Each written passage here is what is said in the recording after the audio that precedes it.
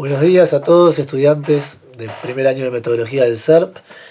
Voy a recurrir nuevamente a la filmación para, tratar de hacerles llegar un material con algunos principios básicos y elementos básicos del funcionamiento del curso, de los contenidos del curso y, de la elaboración de un proyecto de investigación literaria.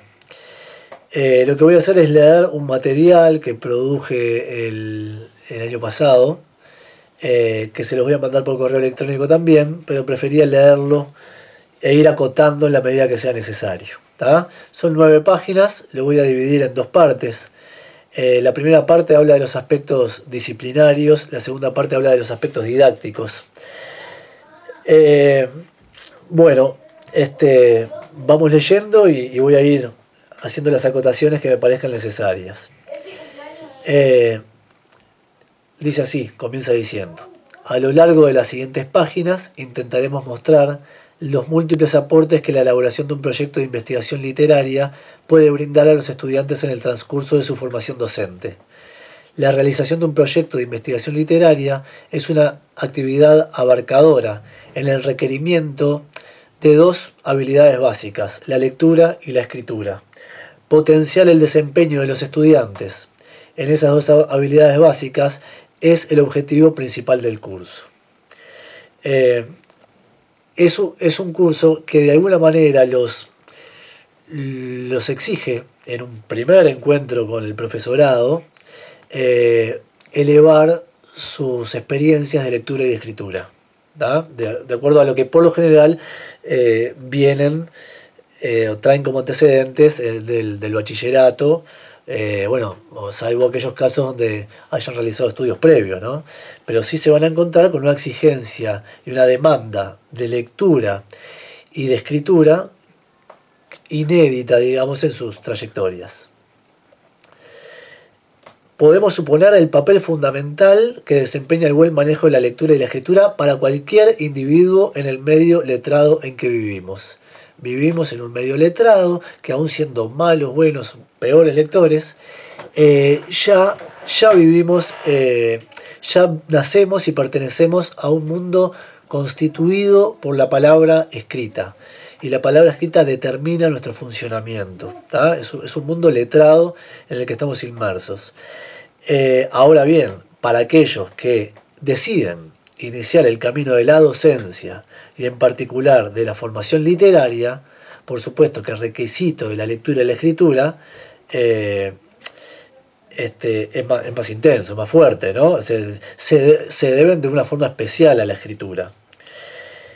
Entre lectura y escritura hay un parentesco que se ve reflejado, por ejemplo, en la palabra compuesta, lectoescritura. Sin embargo, desde un aspecto o desde una perspectiva metodológica, nosotros lo que pretendo transmitirles es que en materia de búsqueda de conocimiento y de trabajo intelectual, la lectura es anterior a la escritura. O sea que leer siempre es anterior a escribir.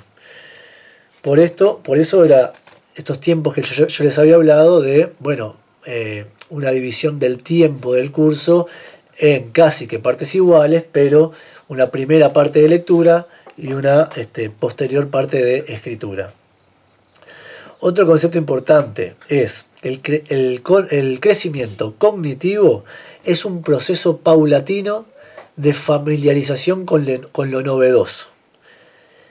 Pero el contacto con lo novedoso, en este peculiar proceso, nos conduce a lo que ya alguien supo o dijo antes. O sea, aquello que es novedoso para mí es de alguna manera algo que ya otro dijo antes que yo. Y de algún modo preexiste a nuestra iniciativa de buscar lo novedoso. La humanidad desde hace muchísimo tiempo guarda en la escritura aquello que atesora como conocimiento. El estado de los conocimientos de una sociedad se despliega virtualmente en un texto que proviene de lo profundo de los tiempos y se actualiza cada vez que alguien viene a leerlo, a pensarlo y en definitiva a prolongarlo. Entonces, cuando nosotros vamos a iniciar un trabajo de investigación, tenemos que ponernos en contacto con ese texto que viene de lo profundo y que viene del contacto con el otro. Por tal motivo, se puede establecer que en el lenguaje se produce un punto de intersección, un punto de encuentro entre el individuo y lo social. ¿Ah? El lenguaje es donde yo me encuentro, o yo desarrollo mi ser social. Entenderlo así resulta clave para el buen desempeño de una labor de investigación bibliográfica. Conocer lo que otros dijeron antes es la única forma de poder participar de un diálogo social que nos antecede y nos trasciende por medio del lenguaje. El artista, escribió Camus, no tarda en darse cuenta de que no nutrirá su arte y su diferencia, digamos, su singularidad, su originalidad, sino reconociendo su semejanza con todos. El artista, y aquí podríamos agregar el investigador, se forma en perpetua ida y vuelta de sí a los demás, a medio camino entre la belleza, de la que no puede prescindir, y la comunidad de la que no puede extirparse. Esto es una cita que está en el texto de Nubiola que yo les envié, en el que se señala esto: no podemos extirparnos de la comunidad, no podemos iniciar un camino de producción escrita sin ponernos en contacto con el caudal de escritura ya producido por una comunidad académica determinada. Esta idea aparece de forma literaria en un cuento de Juan José Morosoli que se llama El campo. Y él dice por allí, la idea de que las ideas no nos pertenecen. Las ideas no nos pertenecen. Dice, vuelan como las semillas de cardo que se plantan solas lejos de donde salieron. Es decir, las semillas vienen, crecen en mí, emigran. Es importante que los estudiantes abandonen la idea, es importante que los estudiantes abandonen la idea de que las opiniones se formulan en solitario. La posición del otro en el discurso adquiere siempre un valor fundamental, dado que el discurso del otro forma parte de las condiciones previas de producción del discurso propio. Así como el escritor integra, entonces cuando escriben, integran a la producción de su propio discurso fragmentos o trazas de discursos ajenos, todo discurso es producido e interpretado tomando en cuenta a otros, incluso aquellos que pueden considerarse antagónicos, es decir, aquellos que hasta se oponen a lo que yo estoy diciendo, porque todo discurso es más bien, como dice Bakhtin, toda palabra es la expresión de uno en relación al otro. Por lo tanto, el discurso no debe concebirse como si fuera un organismo cerrado, debe plantearse como un espacio dialógico. Yo cuando estoy escribiendo estoy dialogando con todo el lenguaje que le da sentido a lo que yo escribo y le da sentido a aquello en lo que yo me baso y aquello a lo que yo de alguna manera estoy aludiendo o estoy confrontando, pero de alguna manera estoy dialogando. Debe plantearse como un espacio dialógico que debe enfrentar cierta inconsistencia, abierto a la negociación o confrontación con otros discursos. El mismo Bakhtin expresa que cada enunciado está lleno de ecos y reflejos de otros enunciados. Todo enunciado debe ser analizado como respuesta a los enunciados anteriores de una esfera dada. Los refuta, los confirma, los completa, se basa en ellos, los supone conocidos, los toma en cuenta de alguna manera. todo enunciado concreto viene a ser un eslabón en la cadena de la comunicación discursiva de una esfera determinada. Por más conocido que sea, no siempre se actúa de acuerdo al principio de que el oficio de la escritura y la lectura se mejora leyendo. Eso es algo que podemos repetir, podemos estar de acuerdo, pero no terminamos de apropiarnos del concepto y de vivir en base a ese concepto. Ya otros nos han esclarecido respecto a los distintos tipos de saberes que entran en juego cuando se activa el mecanismo de la lectura y cómo se vinculan estos a nuestra experiencia de vida. Por eso alentamos a los estudiantes a que amplíen sus horizontes y acumulen experiencias enriquecedoras, pero sobre todo los alentamos a leer, a avanzar progresivamente, exponencialmente. La lectura surte un efecto exponencial en sus capacidades de entenderse con los universos conceptuales que nos proporciona la lectura. Y ahí viene una definición de lectura de Sandino Núñez que la van a ver en el texto. Prefiero no profundizar sobre eso, sino quedarme con lo que acabo de decir. Cuando yo me enfrento a un texto, activo mecanismos de comprensión. Esos mecanismos de comprensión tienen que ver con mi bagaje cultural, con lo que yo ya sé. De alguna manera, mediante la experiencia vivencial, por lo vivido o por lo leído. Entonces, esa doble experiencia, digamos, de vida y literaria, me facilitan o me proporcionan un conocimiento que luego es el que activo a la hora de comprender los textos. Entonces puede ser que haya textos que no los entienda porque no tenga las lecturas previas que posibiliten la lectura de esos textos, o no tenga las experiencias de vida previas que me permiten la lectura de esos textos. ¿Tá? A veces esto en secundaria se da de la forma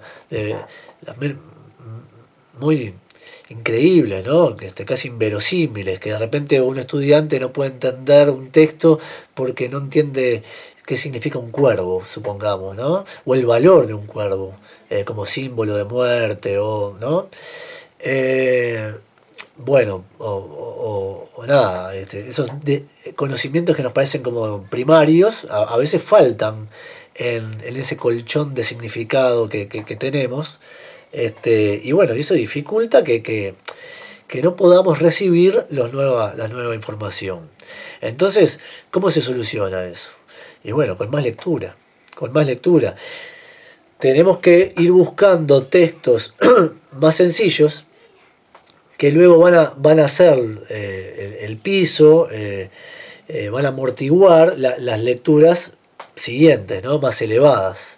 Pero tengo que ir graduando el lenguaje a mi lenguaje, ir encontrando aquellos textos en los que puedo ir construyendo un significado, y esos después van a significar resortes para poder comprender los textos más complejos. Y no solamente lectura, le decía experiencias de vida. Si nosotros tenemos que abrirnos como profesores de literatura, como intelectuales, tenemos que abrirnos a experiencias culturales diversas y enriquecedoras. Esto significa ver películas de diferentes culturas, de épocas históricas. Significa pasear, conocer, si se pudiera, viajar, pero si no, se viaja mediante documentales, se viaja en la historia, se viaja en el tiempo, se viaja en el espacio, se conoce, se lee el diario, se lee en distintos formatos, se escuchan programas de radio. Todo esto nos va abriendo las posibilidades a la comprensión. A veces se recurre a esto, me han pedido otros docentes incluso, a ver qué técnicas de estudio, qué técnicas de comprensión podemos facilitar a los estudiantes. No confío en las técnicas, la técnica, no hay una técnica. Lo que hay es un sujeto que quiere saber y un sujeto que recorre los caminos del saber. Son los caminos de la lectura, los caminos de la experiencia. Ninguna técnica va a suplir la falta de información. Bueno, sigo, salté una parte, y dice algo así: la atención, estoy salteando una parte, entonces no sé si va a quedar bien, pero sería así: la atención, ¿tá?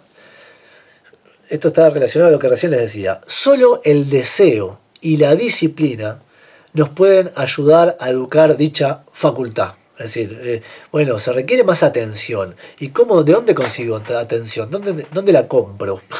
No, la atención tiene que ver con el deseo y la disciplina, es decir, la exigencia personal, la disciplina. Esa es la base para una buena labor, cualquiera sea la actividad en que nos desempeñemos. Precisamente la reconocida psicoanalista Karen Horney comienza una serie de conferencias dedicadas al trabajo terapéutico, hablando en primer lugar del valor de la atención en la terapia, para referir a lo que ella consideraba la base de toda labor analítica. O sea, la base de toda labor analítica es la atención, dice Karen Horney. Yo para que mi paciente, para poder comprender lo que mi paciente relata, tengo que atender. Para poder comprender un texto tengo que atender, además de poseer la información, ¿no?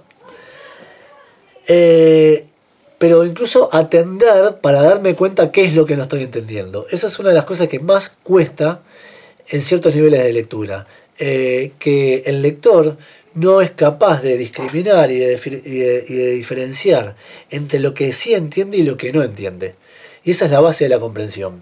Darme cuenta de lo que no entiendo. Porque si me doy cuenta de lo que no entiendo, lo puedo identificar y lo puedo resolver. En cambio, profe, no entiendo este texto, pero ¿qué es lo que no entendés? No entiendo nada. No. Bueno, una lectura atenta me va a permitir clarificarme a mí mismo dónde está el traspié, en qué momento el texto se me transformó en un agujero negro. Dice, Horney comienza a describir la calidad de la atención y para ello emplea el término wholeheartedness en inglés. Esto significa que el terapeuta debe brindarse a su análisis de todo corazón. Wholeheartedness es como a todo corazón, a 100% de atención, con el cuerpo, con el alma, con sinceridad, con energía, con entusiasmo, con plenitud. Tanto como el lector debe volcarse a la lectura para que el texto resulte realmente significativo, para que pueda sopesarse el valor de lo leído y para que en consecuencia el esfuerzo se torne productivo. O sea, en cómo leemos está parte de la clave. No es simplemente exponerse, poner los ojos frente al texto. Bueno, sí, yo estoy leyendo, es a ver cómo estoy leyendo. Y eso es fundamental. ¿Qué estoy dejando? Bueno, bien. Otro punto interesante es lo referente a la verdad y la objetividad en este tipo de investigaciones literarias. A continuación les leo lo siguiente. Dice, ante el uso restringido de conceptos como verdad u objetividad, conviene mantener cierta cautela. Pero si otorgamos a la verdad un sentido más amplio, al que suele recibir desde ámbitos disciplinares específicos, podemos emplear el sintagma, la frase deseo de verdad, y situarlo como principio y fin del trabajo intelectual. O sea, la búsqueda de la verdad, como un norte, ¿no? al que seguir. De este modo se expresa Nubiola cuando reclama para el investigador una honda aspiración a que la veracidad y la transparencia presidan siempre todas nuestras relaciones y la organización misma de la sociedad, al tiempo que postula la búsqueda de la verdad como forma de vida. Ahí Nubiola se excede un poco del tema de la búsqueda de la verdad como un principio rector de la investigación y lo lleva al campo de la vida en sí. Dice que el comportamiento del investigador frente a la verdad debe ser siempre así, en ese sentido riguroso, hondo, profundo, más allá del desempeño laboral de un trabajo de investigación. Es decir, como mantener esa misma línea de conducta frente a toda situación de la vida. Bueno, me salteo un fragmento y después dice, probablemente el carácter científico que podríamos pretender para la investigación literaria tenga que ver con los mecanismos con que postulamos la legitimidad de nuestros discursos. En este sentido, existen una serie de gestos de objetivación que deben reclamarse al discurso académico, sin caer, como veremos más adelante, en un ascetismo neutro y desafectado. Si vieron que existe siempre esa disputa de la objetividad y el estatuto científico, si le corresponde al análisis literario la idea de ciencia, la posibilidad de ciencia o no. Bueno, es verdad que el estatuto de ciencia se conjuga diferente cuando tiene que ver, hacer referencia a las ciencias duras, o a las ciencias naturales, o a las ciencias físicas, o incluso algunas ciencias sociales, que a la literatura y a otras ciencias humanas. Nuestra pretensión no es tanto de objetividad, sino de generar procesos de objetivación. Tiene más que ver más que con alcanzar una verdad, con presentar de forma rigurosa, explícita, los elementos de análisis, ¿no? Entonces, con tal fin se requiere que la información se haga explícita y evite ocultarse tras la vaguedad y la generalización. Explicar las inferencias y relaciones lógicas entre las proposiciones. Provocar efectos de sentido consistentes al proyectar unos significantes sobre otros. En fin, establecer una relación coherente entre lo social y lo verbal. Es decir, el material lingüístico que utilizamos para expresarnos y la realidad extralingüística a la que evocamos, que sea creíble, que sea plausible, que sea coherente, que sea lógico, y establecer de forma explícita esas relaciones lógicas. No dejar bajo mantos de oscuridad o de implícitos, sino por el contrario, tratar de descubrir los mecanismos que utilizamos para argumentar o para sostener cierta idea.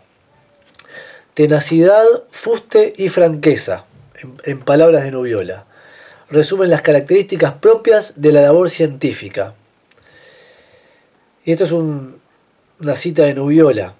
La búsqueda de la verdad que caracteriza típicamente la actitud científica está marcada de ordinario por la tenacidad o persistencia, que no se conforman con un resultado cualquiera. Eso tómenlo como un consejo, no conformarse con un resultado cualquiera. Es una actitud un poco elemental, muy común a nivel de secundaria. Decir, bueno, en realidad yo me conformo rápido con esto, se lo doy al profesor a ver si él se conforma, a ver si esto pasa, a ver si esto es suficiente. La actitud en un trabajo de investigación de este nivel académico, en realidad la exigencia no tiene que estar afuera, tiene que estar adentro. Si siempre esperamos que sea el agente externo la autoridad, estamos ingresando en un mecanismo infantil. La autoridad es interna. Entonces la autoridad es la que me eleva la vara, la que demanda exigencia, la que demanda transparencia, claridad, lógica. Muchas veces obviamente esas cualidades se trasladan, se transfieren al docente. Entonces el docente hace un poco ese rol de la autoridad o a veces hasta el malo de la película, en el sentido de que, uy, yo hago y el profesor me deshace. Yo alcanzo ciertos logros y el profesor me exige más. ¿Tá? Bueno, ese mecanismo se tiene que internalizar. Es uno mismo el que se tiene que ir alzando la vara. Así que la tenacidad, el fuste o amplitud de la búsqueda que lleva a no ignorar cuestiones que a primera vista pudieran parecer irrelevantes o colaterales. O sea, el fuste, la amplitud de la búsqueda, otro elemento. A veces nos hacemos esas pequeñas trampillas al solitario. Bueno, con este material que tengo ya está. Pero desconozco otra cantidad de material que anda en la vuelta. Entonces, desconocerlo, por un lado, me facilita la tarea.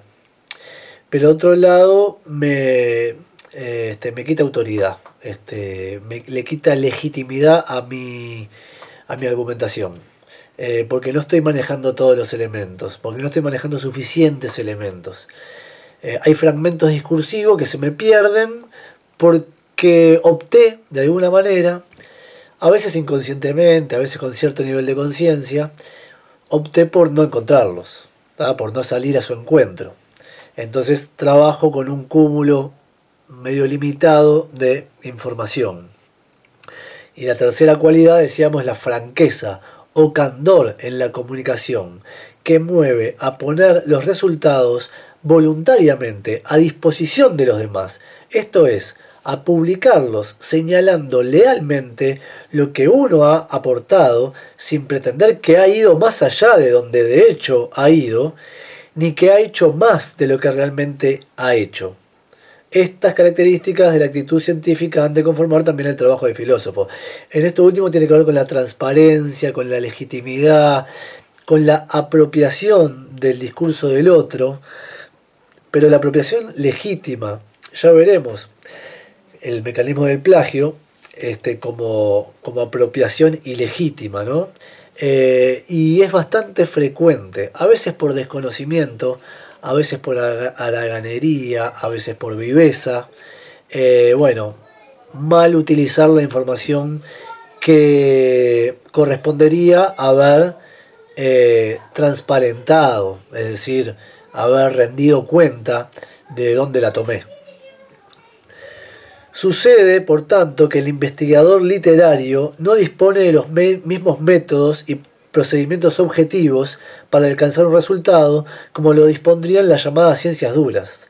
De este modo, el uso de la expresión metodología de la investigación literaria es proclive a generar cierta confusión. Quizás, desafiando algunas concepciones actuales y corrientes, nos atrevemos a postular la idea de que la lectura y la escritura constituyen la base del propio método. El problema del uso del concepto y de la palabra método asociado a la investigación literaria genera ciertas confusiones. En este sentido, suscribimos plenamente a lo señalado por Alma Bolón en su artículo La escritura quedó por el camino, donde establece una crítica sobre la fetichización del método, como si el método, explica Bolón, supliera, estuviera en lugar de, la ausencia de conocimientos disciplinares, letrados, librescos, hechos de y por la escritura. Yo agregaría hechos de y por la lectura. El método, como les decía hoy, las técnicas de estudio, el método, no podemos concebir algo como un método en el sentido como una herramienta cerrada que yo les puedo enseñar para que ustedes, aplicando matemáticamente como una receta ese método, lleguen a cierto objetivo. No hay método, básicamente. El método es la lectura, es la escritura, son los conocimientos disciplinares, son los conocimientos letrados, librescos. Y dice Alma Bolón, cito, en efecto, ¿qué otra cosa que un intento de sustitución de los conocimientos por el método de aprendizaje de los conocimientos? O sea, la sustitución del conocimiento por el método de aprendizaje de los conocimientos. Hay como una pretensión de sustituir una cosa ardua de conseguir, como es el conocimiento, que requiere esfuerzo, trabajo, mucho tiempo de lectura, etcétera, por una herramienta didáctica que se puede enseñar como un método. Bueno, y ciertos eslóganes que ustedes van a escuchar, supongo, a lo largo de 2 años en el SERP, que dice Bolón que desde hace varios decenios asolan la escuela, el liceo y la universidad. Estos eslóganes son aprender a aprender, enseñar a pensar, etc. Como un conjuro mágico, se pretende creer que el aprender a aprender permitirá obviar el simple aprender.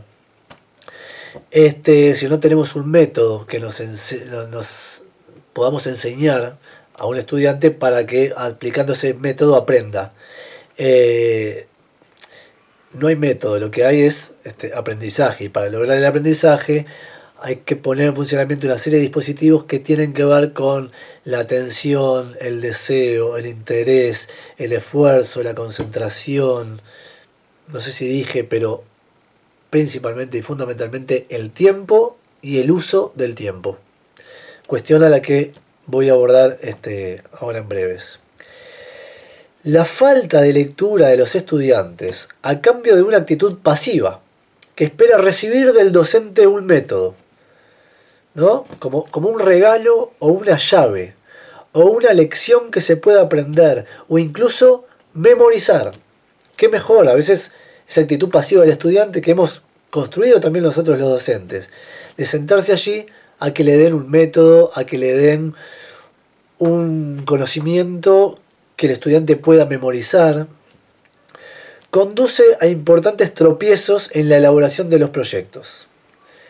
Es en la escritura donde sucede el despliegue interpretativo, sostiene Bolón. En la escritura es en donde se procesa ese archivo discursivo que el investigador va ordenando, analizando y en definitiva reescriturando en una interacción permanente entre los conocimientos previos y las lecturas realizadas. Por eso nos gusta enfatizar la idea de que la lectura y la escritura son el principio y el fin de la investigación literaria. Y si algún orden cronológico cabe establecerse entre ambas acciones, corresponde situar al leer ante todas las cosas.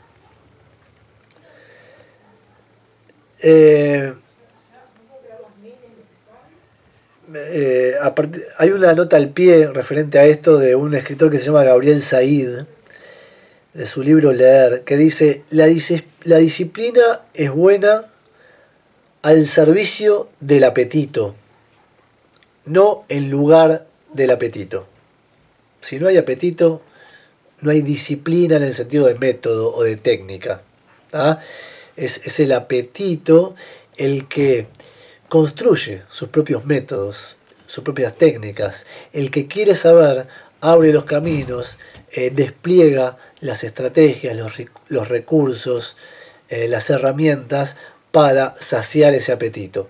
Sin apetito no hay vocación docente. En este caso, ¿no? Yendo a este caso.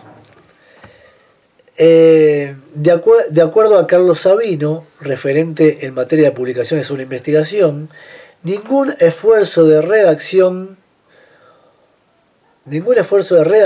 o de revisión puede modificar las fallas metodológicas estructurales de una indagación científica, por lo que es preciso primero resolver estas antes de pasar a aspectos menos sustantivos.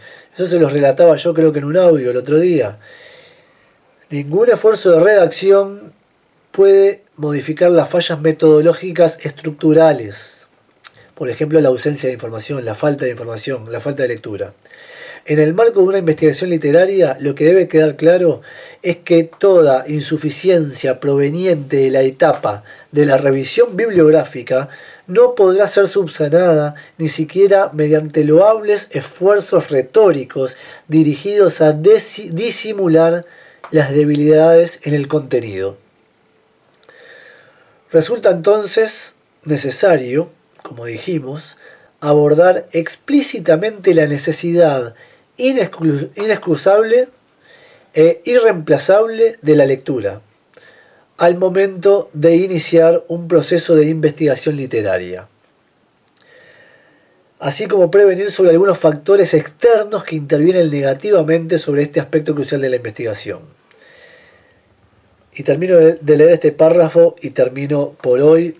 Dejamos lo que viene para el lunes que viene.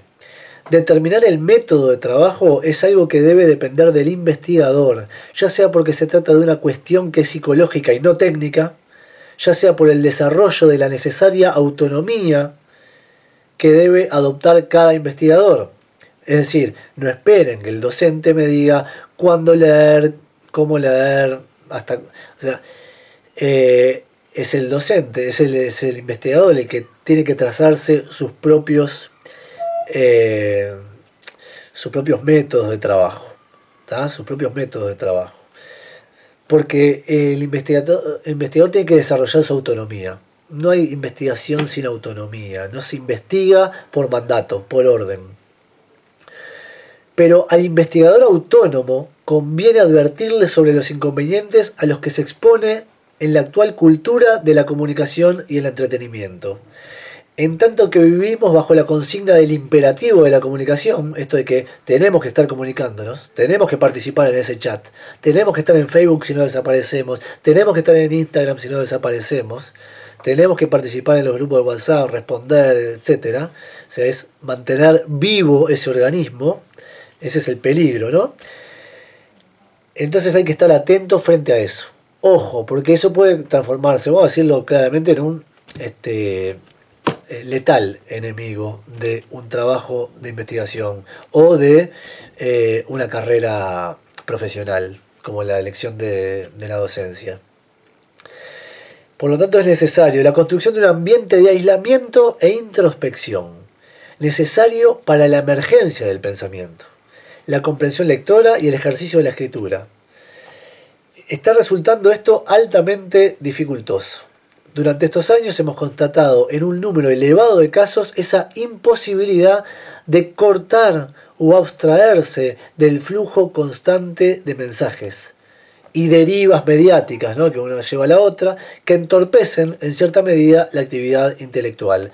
Por lo tanto, esa práctica que algunos tenemos, afortunadamente, de la lectura, nos permite cortar con ese flujo de comunicación un poco superficial, avasallante, inquietante, excitante, y nos construye un medio aparte de introspección, de cierto reposo o no, pero por lo menos interior, ¿no? Donde cortamos la comunicación atomizante. Bueno, si tenemos incorporada esa práctica, bien. Si no la tenemos, nos vamos a encontrar con un problema. Y hay que plantarse firme, ¿tá? Bueno, los dejo con esto, con esta idea. Genérense sus espacios, ¿tá? Hay que, de alguna manera, verlo de esa forma, luchar contra el embate de las tecnologías del entretenimiento. Nos vemos el lunes que viene y en la semana quedamos en contacto. Saludos.